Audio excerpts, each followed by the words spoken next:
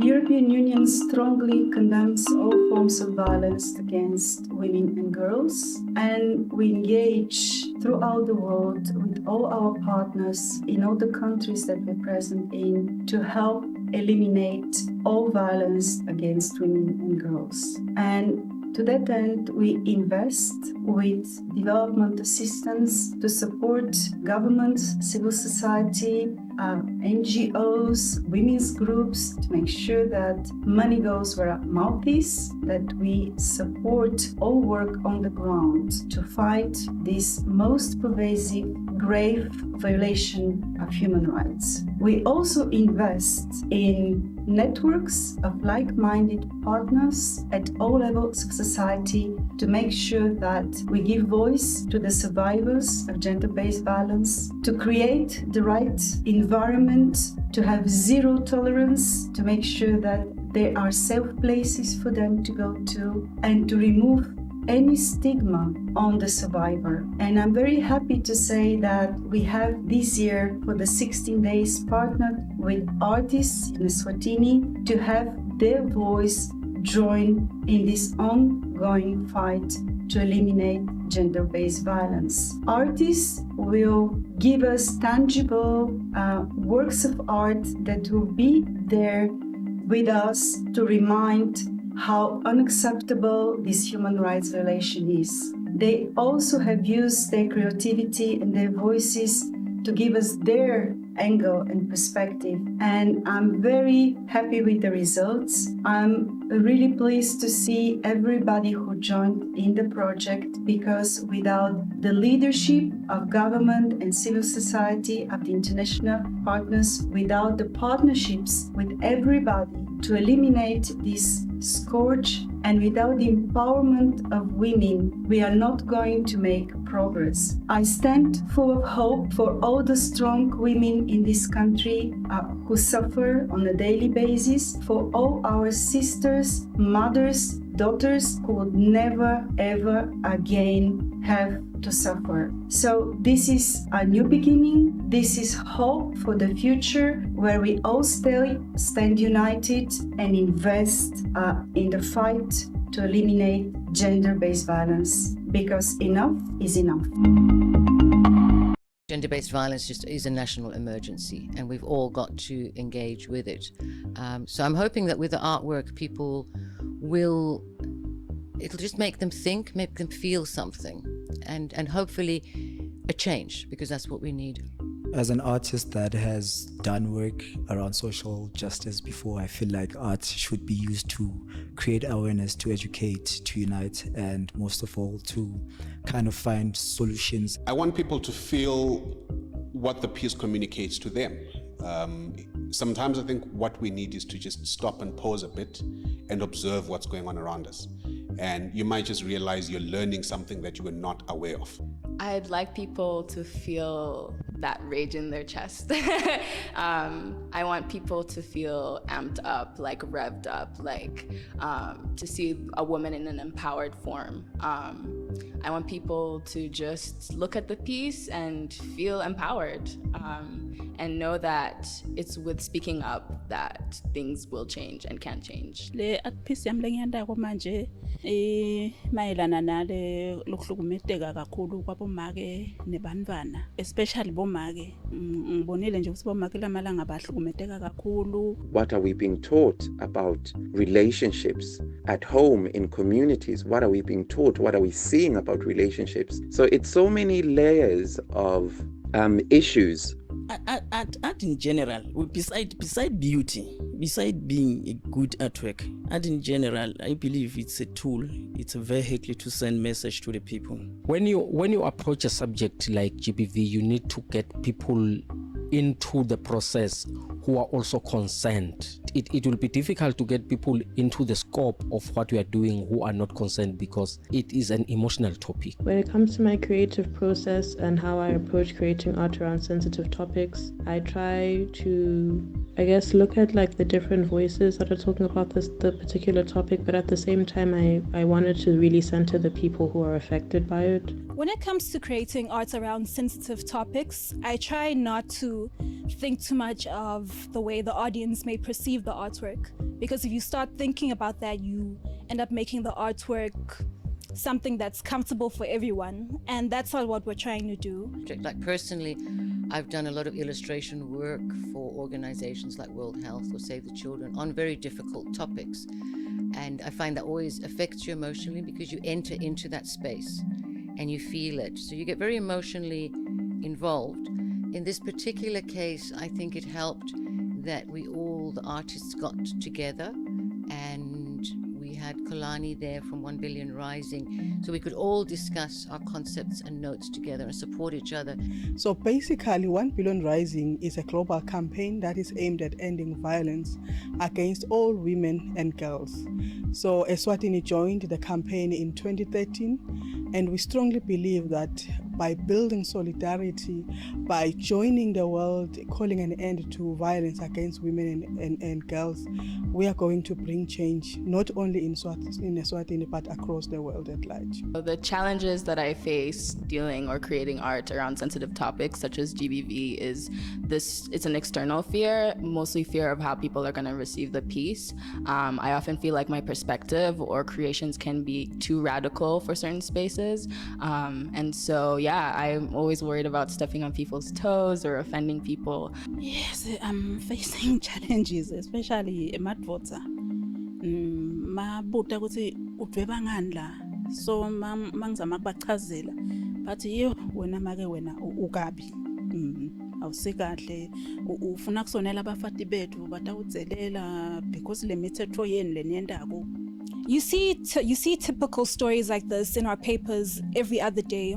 A typical story of a man likely with very serious anger issues and a lack of emotional intelligence who acts on impulse against the woman that he currently resents. To be part of this project, it means a lot to me because it means I am playing a role.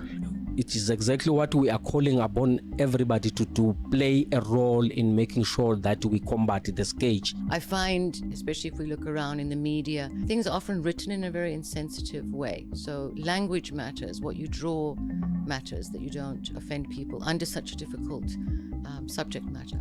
The type of reaction that I hope to get out of this exhibition from the public is a sense of taking note at their own lives, to check themselves if whether they are a contributor to gender-based violence. I think everyone has a role to play in bringing change. Art is that powerful tool where, through art, you express your emotions, you express your thoughts. I think that art can be a really great tool for encouraging dialogue around these issues, and also showing different perspectives, especially the perspectives of those who are most affected by it. Having the oppressed or the marginalized really speak back to the people who are enacting those violences against them. So my work is about a man who develops his emotional intelligence through patience and through practice. And in developing these skills, he learns better communication and he learns improved decision making. I would love for conversations around that piece and all the other pieces created by the other artists, for that conversation to come up and say, okay, how then do we solve? Because we've been screaming about it for years, but how then do we come up with solutions that will have us a change and try and fix into being a better space? My piece is inspired by the poem by Maya Angelou called Still I Rise, in which she discusses the obstacles she faces, but despite the obstacles she faces, she still rises. I collage in my piece. It's a collage, it's a photographic collage. Some of those pictures include snippets of newspaper headlines, because not a day or not a week goes by without GBV in the newspapers or something happening in this country. But I've narrowed it down to one piece that kept speaking strongly to me. And I think it was on the topic, the myth we have in Eswatini that we're a peaceful nation and everybody is happy and we're God-fearing, which are lovely sentiments, but the reality on the ground is very different from what I read in the paper to everyone I talk to every day. Every day we're just inundated with horror stories. So I wanted to kind of do a piece that had that as a curtain, and then when the women pull it back behind is the reality of what is going on, which is to admit that our country is often violent. Le art piece yami lengiyandako manje mayelana nale lokuhlukumezeka kakhulu kwabomake nebantwana. So tinkulumo lengitivako nje kulamalanga bantfu labasha bakhuluma ngekuthi uyabona lesimo lesendeka kulamalanga angeke basaya kushada. Bangamane bangayi koshada, bangamane bahlale basingile. Nangabe babona ukuthi labantu lengibona bathandzana nabo ngibo kanye labagcina bababulele. My piece is called A Dialogue at the Table. So basically what the piece has is a table at the center and two subjects, a man and a woman, who both will be wearing crowns to show that no gender is more superior or inferior than the other. At the same time, the table signifies a place where neutral ground for one to address the issue at hand. This particular gender-based violence piece I created, I dwelled on textiles, and it's a wall hanging in the sense that it is a very soft approach. It's a homely approach, and it offers a sense of nurturing. In the home, when you see textiles, you see comfort, you see hands which have made something. And that was just, I think, the reasoning behind that. My piece was directly inspired by a tragedy that happened quite recently. The murders of 4 women and the attempted murder of a 5th woman. Okay, so the figures in my artwork are a symbol of emotional intelligence or emotional control. I believe that mastering emotional intelligence is a skill that can be developed with patience and with practice. And in developing these skills, a man could maintain and gain better communication. The piece I'm doing now is a follow-up to a piece I did in 2020 called The Church, Culture and Norms. 2 men at the table playing chess. One is in traditional Swazi regalia, the other one is a priest. Right now, I'm trying to remove the priest and the traditional men from the table and bringing in the woman and a child to sit at the table. My piece is inspired by, I guess, the ongoing diminishing of women's position as a result of GBV, and how it sort of strips women of, or the discourse or dialogue around it strips women of agency. So I just wanted to make a small painting that sort of shows women looking back and asserting a gaze, sort of showing some sort of like form of solidarity or togetherness, in relation to GBV. My photograph will involve a couple that is squabbling in a public area, and the people who are around are not intervening to assist the lady from an aggressor. Because the point of view that I'm trying to communicate is to say patriarchy has created a society that makes it allowable and acceptable to be violent towards a woman, because they believe in patriarchy. In this system, we believe that a woman must be put in their place, and people who are walking around find it normal. They will just pass finding a couple that is squabbling and fighting in public, and that is the whole gist of the concept of my photography. You know, on that painting, I used a portrait of a woman having a hammer and a spanner in the hands, you know, but the details in it, they specify construction. Construction, it's either industrial or maybe a construction of buildings, you know. The inspiration comes from there. A woman is being created out of those tiny details. When you buy that artwork, it's sort of something, a reminder that will remind you to say, if I'm to end gender-based violence, these are the things. This is what should be done. How do we level the playing field? How do we promote gender equality? How equity looks like? So if I had all the money in the world as an artist in Eswatini, I feel like collaboration is the way to go. I'd look for organizations that are already tackling the issue and maybe come up with an artistic campaign that will actually make everyone be interested to take part. Like, I feel feel like we need spaces specifically for people who have experienced GBV to be able to open up and speak about their experiences. I would be on the streets, flooding the streets with murals. I would be in the homestays, out in the areas that we don't easily reach with these messages sometimes. Where we sit honestly and face each other and talk and listen. It is also important to listen to somebody else. And I think in that way, if we had proper dialogue around the art, because it creates very strong emotional responses. Kube benginemali yonke nje la mhlabeni bengazama ukuphuthisa young women bende le art yabona bakhiphe ebuhlungu babo lobu kuba ngoba isikhathi esiningi bayathula, they can't say anything, bona they are scared, bayesaba, but nabangakhona kuyikhiphela through art kukhona lokungendeka ngathi impilo tabo tingashintsha. On my side, I don't think entirely it is about having money to tackle this issue. This is a deeper issue whereby it's not just a notion of throwing money at a problem and thinking it will vanish. It's systematic, it's ingrained in how we are cultured from an early age. So it's an issue of education from home. Through the work that we've been doing, we realize how the art industry is undermined in Eswatini, and how especially women within the art industry are exploited. So for me, if I get those resources, it's first to empower women within the art industry.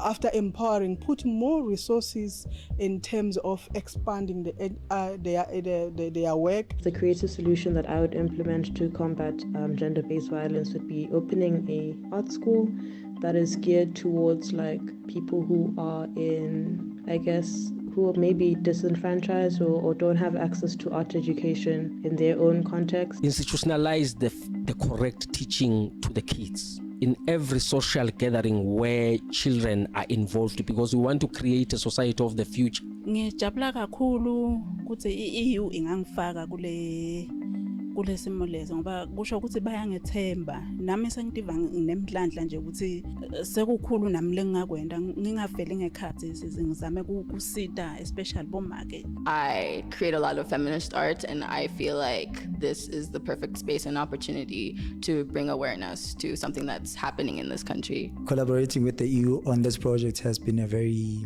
life-changing opportunity for me. I'm very honored, because it shows that we're going forward as artists and that our art is taken seriously. If we are to end gender-based violence, you can't dine with those who don't believe in equality. We can't dine or partner with those who don't believe in women having a voice. Hoping that this is, not the end, but we can perhaps in the future have an allowance or a budget that allows for us to do this even more in different spaces and be in schools and educate through the different forms of the arts that we're practicing in. We have supported the implementation and enforcement of the Sexual Policies and Domestic Violence Act. We have helped post-COVID return pregnant women, pregnant girls, and most disadvantaged girls back to school so they have education and do not suffer further from exclusion and discrimination. We have worked with the communities on projects to see women as leaders, and we have helped women find their voices with training in non-conflict communication and community engagement. We have worked with numerous organizations locally over the years to make sure that women take their rightful place in society as leaders and decision makers, but also to support